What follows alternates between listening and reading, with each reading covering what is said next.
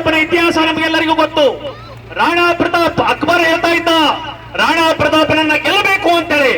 ಆದ್ರೆ ರಾಣಾ ಪ್ರತಾಪ್ ಹೇಳ್ತಾ ಇದ್ದ ಎಲ್ಲಿವರೆಗೆ ನಾನು ಚಿತ್ತೋಡವನ್ನ ಗೆಲ್ಲೋದಿಲ್ವೋ ಅಲ್ಲಿವರೆಗೆ ನಾನು ಮಂಚದ ಮೇಲೆ ಮಲಗೋದಿಲ್ಲ, ಹುಲ್ಲಿನ ಹಾಸಿಗೆ ಮೇಲೆ ಮಲಗ್ತೀನಿ, ಅರಮನೆಯಲ್ಲಿ ವಾಸನೆ ಮಾಡೋದಿಲ್ಲ, ಗುಡಿಸಿನಲ್ಲಿ ವಾಸನೆ ಮಾಡ್ತೀನಿ ಅಂತಕ್ಕಂಥ ಶಪಥವನ್ನು ಮಾಡಿದ್ದ. ನಾನಾ ರೀತಿಯ ಆಶಾಮೇಶಗಳನ್ನು ಒಟ್ಟಿದ್ದ ಅಕ್ಬರ್. ರಾಣಾ ಪ್ರತಾಪನಿಗೆ ನೀನು ಶರಣಾಗತಿ ಆದ್ರೆ ನಿನಗೆ ಬೇಕಾದ್ದನ್ನ ಕೊಡ್ತೇನೆ ಅಂತೇಳಿ ಅಕ್ಬರ್ ಒಂದ್ ಮಾತನ್ನ ಹೇಳ್ತಾ ಇದ್ದ, ಎಲ್ಲಿವರೆಗೆ ರಾಣಾ ಪ್ರತಾಪ್ ಜೀವಂತವಾಗಿ ಇರ್ತಾನೋ ಅಲ್ಲಿವರೆಗೆ ನನಗೆ ಅಕ್ಬರ್ ಚಕ್ರವರ್ತಿ ಅಂತ ಕರಿಬೇಡ್ರಿ ಅಂತಕ್ಕಂಥ ಮಾತನ್ನ ಅಕ್ಬರ್ ಹೇಳ್ತಾ ಇದ್ದ. ಆದ್ರೆ ನಮ್ಮ ಶಾಲಾ ಪುಸ್ತಕದಲ್ಲಿ ನಮಗೆ ಏನ್ ಹೇಳ್ಕೊಡ್ತಾರೆ, ಅಕ್ಬರ್ ದಿ ಗ್ರೇಟ್ ಅನ್ನುವಂತ